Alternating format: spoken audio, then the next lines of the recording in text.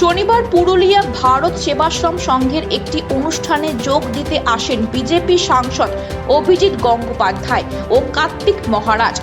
শনিবার একটি বর্ণাঢ্য র্যালি বের হয় পুরুলিয়া শহরে।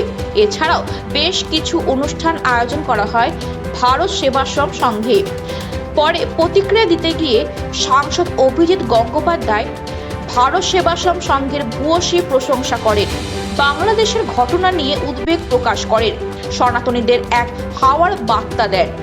চিন্ময় কৃষ্ণের জামিন নাকচ হওয়ার বিষয়েও মন্তব্য করেন, তবে বাবুল সুপ্রিয়ের সাথে বচসার দিকটি এড়িয়ে যান তিনি। সাংগঠনিক দিক দিয়ে অত্যন্ত শক্তিশালী একটা কেন্দ্র এটা ভারত সেবাশ্রম সংঘের, যেটা এবং ডিসিপ্লিন এবং অন্যান্যদের যে ভক্তি ঈশ্বরের প্রতি, দেবতার প্রতি, আমাদের প্রতিষ্ঠাতার প্রতি, সেটা আমাকে মুগ্ধ করেছে।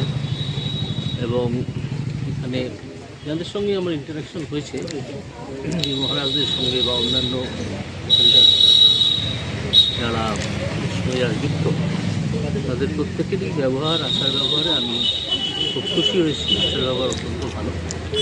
আর একটা বসে আঁকো প্রতিযোগিতা হচ্ছে দেখলাম এইমাত্র। এরপর আরও অন্যান্য কার্যক্রম আছে। এবং সনাতনীদের উদ্দেশ্যে বলার আছে, সেটা হচ্ছে যে সনাতনীদের তো আর শেষ করা যায় না, তাদের শেষ আমরা ধৈর্য ধরে আসি। আমরা যারা সনাতনী কোথায় বিশ্বাসী, নিজেদেরকে সনাতনী করে চিহ্নিত করি, আমরা ধৈর্য ধরে আসি যে তাদের শুভবুদ্ধির উদয় যদি